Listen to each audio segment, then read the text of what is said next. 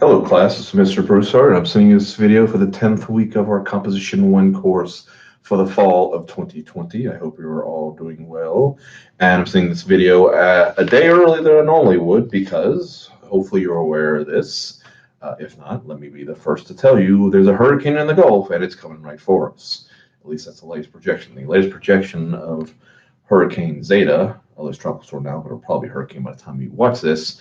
The center of the eye is supposed to pass over the Biloxi Yacht Club, if that tells you anything about where this is coming. And so therefore, that is why I'm sending you this video today, because I might not be here tomorrow or Thursday or Friday, depending on what all happens with this storm. Now, that doesn't mean anything is official yet, because we technically haven't announced if we are not going to be or if we're going to be open tomorrow. So don't go telling people, hey, Mr. Broussard said we're not going to be in school, because that's not true. This video is to let you know we might not be in tomorrow or Thursday or Friday. We could be in all three, who knows? But this is just a video early in case we aren't. So that's why I'm sending this video today. But it is to make you aware that obviously if I'm not on campus, you won't be able to contact me here. So just be aware of that when it comes to whatever work that you do have to do. And if for some reason you do need to contact me, be aware of the fact that you might not be able to for various reasons. So the main thing I wanted to do is send it early so that we get it in, but also to send it so that you know what it is that we are doing. Obviously, we're now completely finished with the analysis, compare, contrast movies essay, and I want to make sure I abundantly say movies, because one of you wrote some randomness that had nothing to do with any movies, and you earned the zero that you earned. You earned that one pretty hard, actually. You would have earned a zero for 3 different reasons, by the way. And then one of you decided to violate academic integrity policy. It's your first violation. You earned a zero, and it's sticking, regardless of anything else. And if you do it again, you fail the course outright. So just be aware of those. I hope to get to your essays beyond those in the very near future, but of course, whether I'm here and the weather itself will dictate. Even if I try to do it at home, I might not be able to if there's no power and or no internet, or I might have more pressing needs if the storm does come. So I'll get to it when I get to it. But I do a little precursor thing. I check all the plagiarism parts and turn it in, and if it blows it up, I'll go ahead and take care of that automatically. And then one of you, I just happened to be, I think I was just clicking through to see if who was violating, and then I just kind of eyeballed your essay and was like, why did you write about this? This had nothing to do with the movie, any movies. And so actually, there are multiple violations on that person. So you had 3 different reasons you would have had a zero for. So yes, follow directions, watch the videos, do what I tell you. But now we will move on to the last of our rhetorical modes, which is the argumentative rhetorical mode. And you will go over a whole bunch of different things over the next couple of weeks. So I'll go ahead and let you know about all of them. This week, we will deal with the centrality of argument, pages 405 to 473, the philosophies behind argument and argumentation. And this is key and highly important, mainly because of what most of you probably think of what is argumentation and how totally wrong you are. What you think of argumentation is probably what you see on Facebook or on Twitter or most social media or on the news, or between our politicians or whatever other bullshit you see and how you see it. You think of argumentation as yelling, screaming, flinging poo at each other. Flinging poo if at all possible. No. It is about discussion of ideas. It is about having, yes, opinions on those ideas that may come into conflict with each other. But it is discussing them in a way, an educated, hopefully, way, one utilizing logic, ethics, and yes, the emotional argument is a part of it, and you'll learn all about that in this chapter, including the logos, ethos, pathos elements. Those are the fancy Greek words for what I basically just told you, and how those things are important. All those things are important within promoting one's argument, a true argument.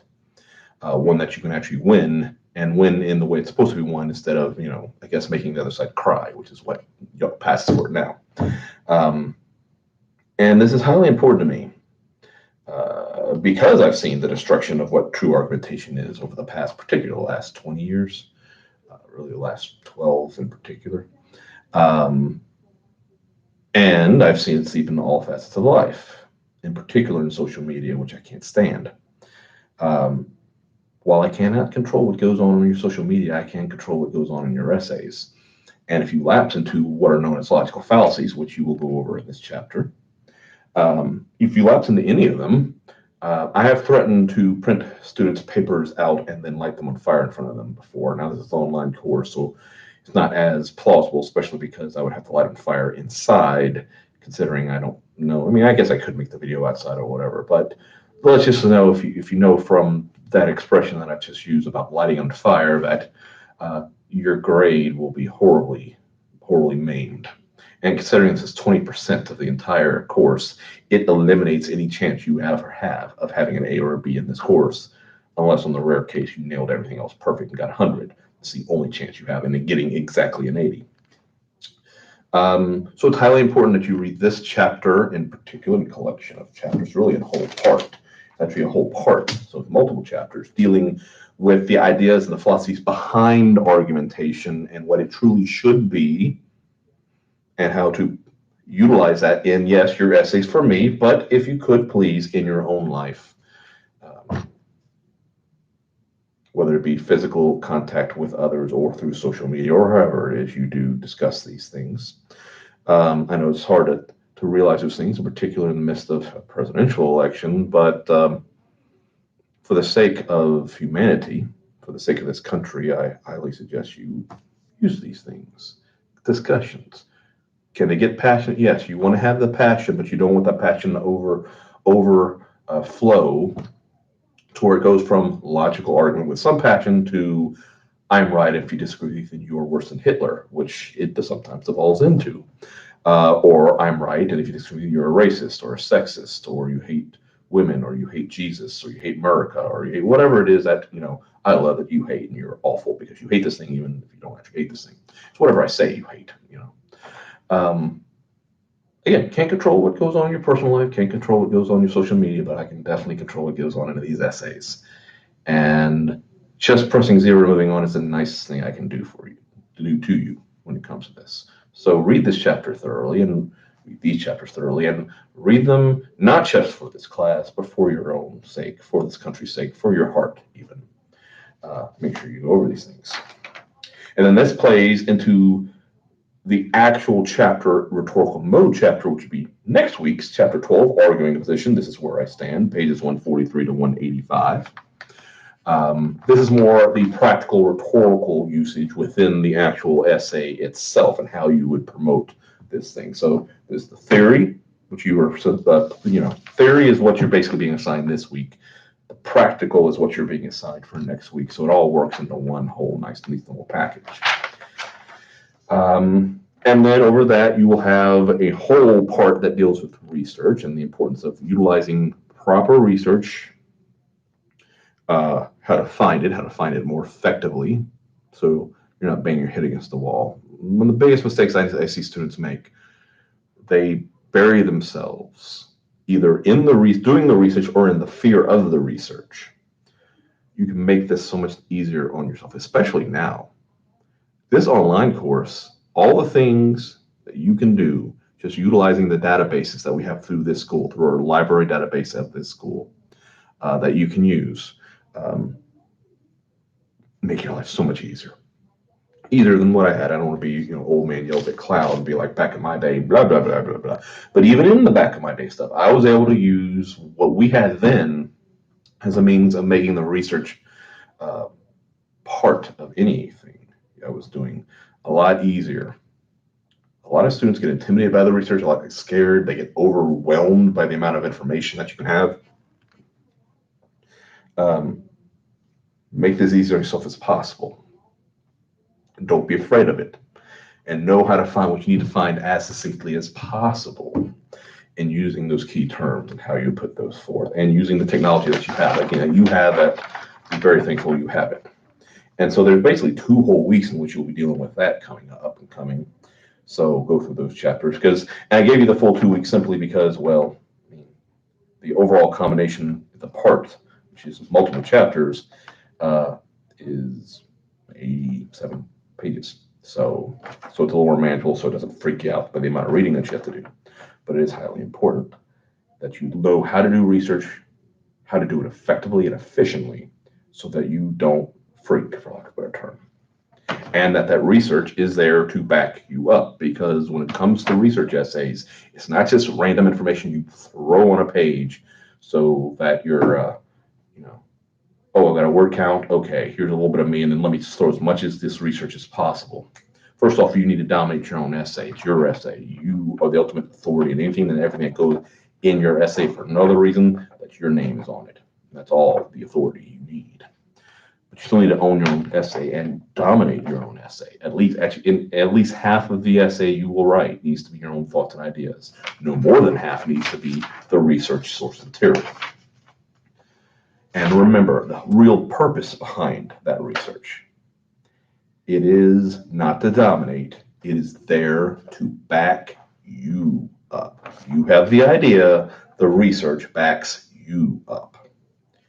And the more you understand your own ideas, the better and easier it will be to find that research, because you won't be just throwing a dart into the vast unknown, hoping it hits something. You will have a honed in, focused idea of what you want to find. You will find the right key terms to then find that thing and instead of putting in a vague, broad term and coming back with 1 million, 2 million different things back through your computer at you, freaking you out. Nice honed and focused search engine through our database more in particular. You can do some online stuff, but I prefer through our database. To find exactly what you need, when you need, and how you need it, that it helps you and backs you up. It has no other purpose other than backing you up. It doesn't need to be just randomly there just because you're assigned a research essay. It needs to back you up, and it needs to be well integrated within what you are already putting forth in your own arguments. So make sure that it's done correctly when it comes to that portion. And the last part of what you'll be dealing with, although this is also highly important because it's completely different than what you've been doing for the rest of the class. For the entirety of this course, you've been dealing with MLA-style essays. This is the one assignment. In fact, all your journals were MLA 8. All the prior essays were MLA 8. Your final exam will be MLA 8. But the argumentative essay is the one work in the entirety of this course that falls under APA guidelines, and that is why you will also read Chapter 29, the APA Style Guide, pages 618 to 661, which is the last part of this. You can read this in whatever order you want. I just have it kind of listed the way it is, really just to keep myself straight. When I do teach this physical class, I do it in that order.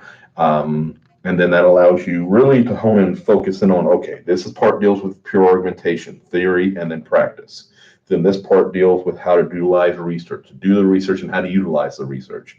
And then this part deals with how to properly source an APA style, how to properly structure an APA style. APA style is different.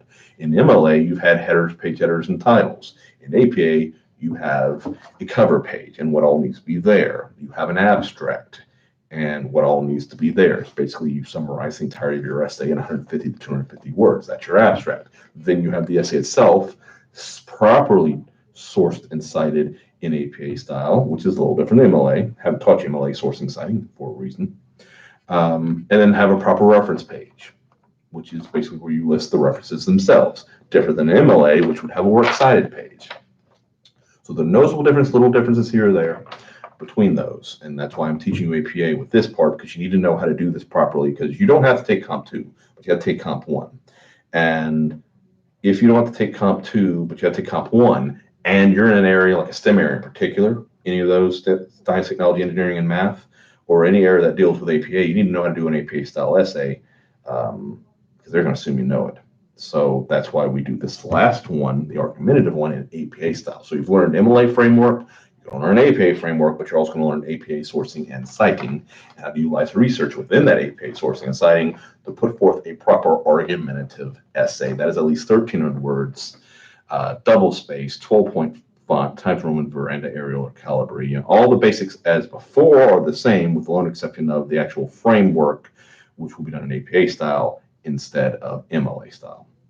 But that's kind of just a overview of all what we're dealing with the rest of the semester, because that's the argumentative essay, And then other than that, you have the final exam, and that's going to be, well, it would be a traditional proctor exam, but since all the proctoring sites were filled within the first week of the semester, you will be doing it either within, and I haven't decided which one yet. I'll decide by next week, either Respondus or Honor Lock. I'll decide which one to use, which basically allows you to do your final exam from whatever computer you want to use, but does it in a way to where we make sure you're not going to pull some shenanigans and violate every academic integrity policy rule that possible on your final exam, which would cause immediate failure of the course, and if I'm angry enough, put you in front of the review board and have you kicked out of the school. So believe it or not, that's the rest of the class, other than your journals that you will be doing and will continue to do throughout the rest of the journals for the rest of the class. Believe it or not, that's it. When we go over the next couple of weeks, I will go into a little more detail when we get to, obviously, theories behind, we've already discussed a little, more the practical usage of argumentation for next week. More in-depth stuff when it comes to research and how you can make that a lot easier on yourself, including the passcodes you need to access through our library database. And then certain little things here and there about APA style and how to make your life a lot simpler. In particular, the APA style template that is in Microsoft Word that you can use. Now, I will say this: there has been a change. There was a 2020 APA update. In fact, part of the reason we actually delayed getting our new textbooks a little bit was so that we could get that 2020 APA update that's in this upper corner. So it is a little different than what you might be used to. So note those differences when you do write this essay.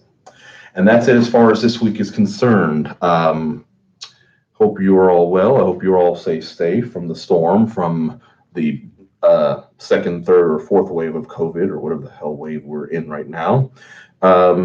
If there are changes that need to be made to the schedule due to either the hurricane or COVID or whatever, we can be flexible as we have been this entire semester. And again, I don't know for sure we're not going to be open the next couple of days, but I'm making this video today in case we aren't. So hope you're all well, and I will send you another video next week.